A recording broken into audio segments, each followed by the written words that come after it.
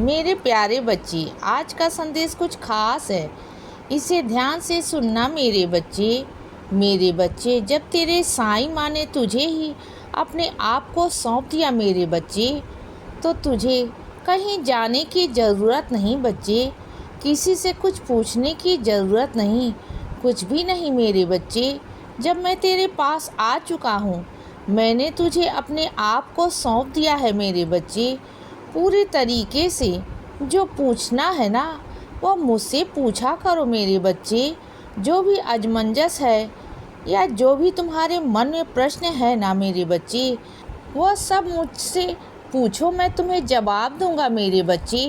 यह मत सोचो कि मैं तुम्हें जवाब नहीं दूंगा, तुम्हारे साईं ही तुम्हें जवाब देंगे मेरे बच्चे।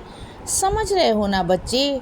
मैं तुम्हें जवाब दूंगा मेरे बच्चे, मैं ही दूंगा। और जितने भी लोगों से पूछोगे ना, तो वह तुम्हें भटकाने का काम करेंगे, इधर का उधर बताएंगे बच्चे, गलत का सही बताएंगे और सही का गलत बताएंगे। तो ऐसे लोगों से बचकर रहा करो, क्योंकि वह दुनिया नहीं जानती जो मैं तुम्हें बताना चाहता हूँ।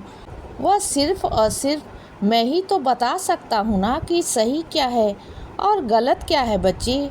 तो किसी से सही गलत जाके ना क्यों जताते हो? तुम क्यों पूछते हो किसी से? सीधे मेरे पास आया करो बच्चे। समझ गए ना? और सुनो मेरे बच्चे, जहाँ तुम्हें काम करने में आराम ना मिले ना, आराम ना लगे, तुम्हें अच्छा या महसूस ना हो, तुम्हें ऐसा लगे कि तुम पर कोई भार है मेरे बच्चे, तो सुनो, वैसा काम बिल्कुल भी मत करना। जिस काम में खुशी ना हो मेरे बच्चे, उस काम में मत जाना। उसी क्षेत्र में आगे बढ़ो जिस काम को करने में तुम्हें मज़ा भी आए, आनंद भी आए और तुम्हें अच्छा भी लगे बच्चे। वो काम मत करो मेरे बच्चे। मेरे बच्चे देखो, पैसों का लालच कभी मत करना। पैसे तो आते जाते रहते हैं, लेकिन अगर तुम्हारा शरीर स्वस्थ है, तुम्हारा मन खुश है ना, तुम्हें आनंद महसूस होता है, तो बस उसी काम को करो बच्चे और उसी क्षेत्र में जाओ बच्चे। और सुनो मेरे बच्चे, जब तुम बाहर जाते हो ना, तो थोड़ा सा मेरे बच्चे अपने आप को संभाला करो, इतना गुस्सा मत किया करो।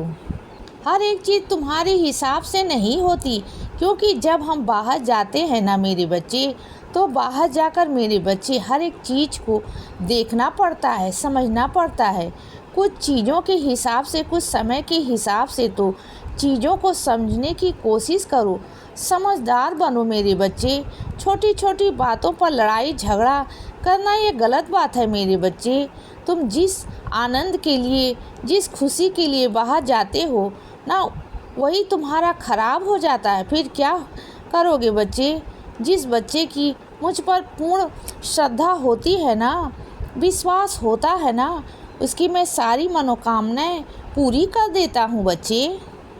और सुनो बच्चे, आज से 9 दिनों के अंदर मेरे बच्चे तुम्हारे घर पे मैं आऊँगा माँ भगवती के रूप में। लेकिन तुम मुझे पहचान पाओगे ना बच्चे, यह तुम पर है मेरे बच्चे। लेकिन मैं तुमसे कहता हूँ कि मैं इन 9 दिनों के अंदर तुम्हारे द्वार पर आऊँगा बच्चे।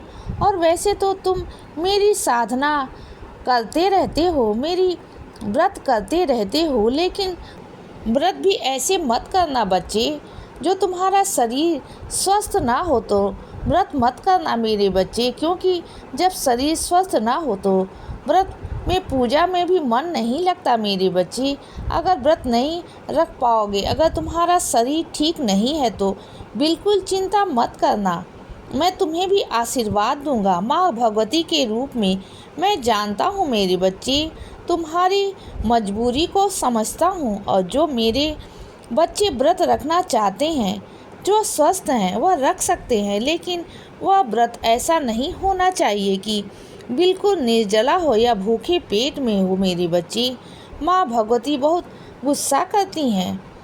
बस खाया पिया करो बच्चे, फलहार खाओ, फल खाओ, जूस पियो, लेकिन पीते रहो मेरे बच्चे। इस तरह नहीं कि भूखे पेट रहो। तुम्हें क्या लगता है कि तुम्हारे भूखे पेट रहने से भगवान प्रसन्न हो जाएंगे। माँ भगवती प्रसन्न होंगी। नहीं मेरे बच्चे, जब तुम भूखे होते हो ना तो हमें भी अच्छा नहीं लगता मेरे बच्चे।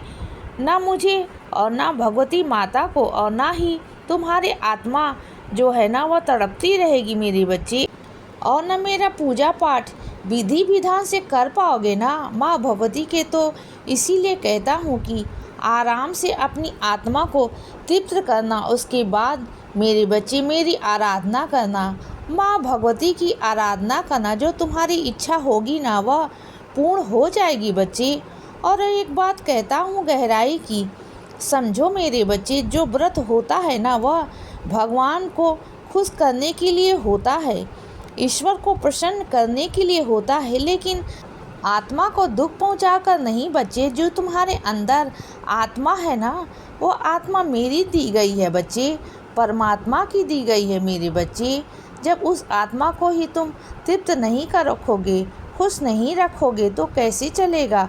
उस आत्मा को तृप्त रखने की और खुश रखने की जिम्मेदारी तुम्हारे पर है मेरे बच्चे। और सुनो, जब भी तुम अगरबत्ती या धूप बत्ती लाते हो ना तो मेरे बच्चे मेरे लिए तो सुनो, सुगंधित लाया करो।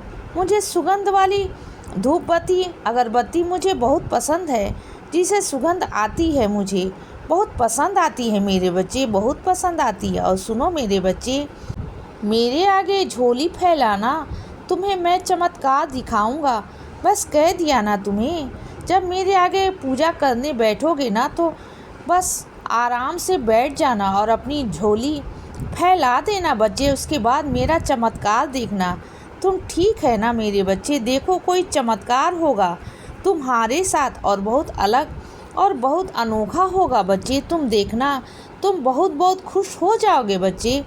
ठीक है ना मेरे बच्चे। और सुनो, और अपने कुछ बच्चों से कहना चाहता हूँ, जो रिश्ते हैं ना मेरे बच्चे, इसमें इज्जत और मान सम्मान देना बहुत ज़रूरी है, चाहे वह तुमसे बड़ा रिश्ता हो या छोटा रिश्ता हो। हर रिश्ते में प्यार मान सम्मान देना ज़रूरी है मेरे बच्चे, बहुत ज़रूरी है। अगर तुम कड़वा कड़वा बोलोगे, उल्टा सीधा बोलोगे, अब्द शब्द कहोगे तो कोई तुम्हारे इर्द गिर्द नहीं आएगा, कोई नहीं आएगा बच्चे। कोई तुमसे बात करना पसंद नहीं करेगा। तुम चिड़चिड़ा कर हर किसी को डांटने फटकारने में लगते हो। अजीब सा तुम्हारा व्यवहार हो गया है बच्चे। उसके लिए मेरे बच्चे मेरा ध्यान लगाना शुरू करो। तुम जितना मेरा ध्यान लगाओगे ना उतना तुम निखर जाओगे, आगे बढ़ जाओगे बच्चे। उतना तुम्हारा मन शांत होगा, तुम्हें सुकून मिलेगा मेरे बच्चे। इसीलिए बच्चे सदा खुश रहो और हमेशा मुस्कुराते रहो। मेरा आशीर्वाद हमेशा तुम्हारे साथ है बच्चे। अब रात हो गई है मेरे बच्चे, अब सो जाओ। शुभ रात्रि।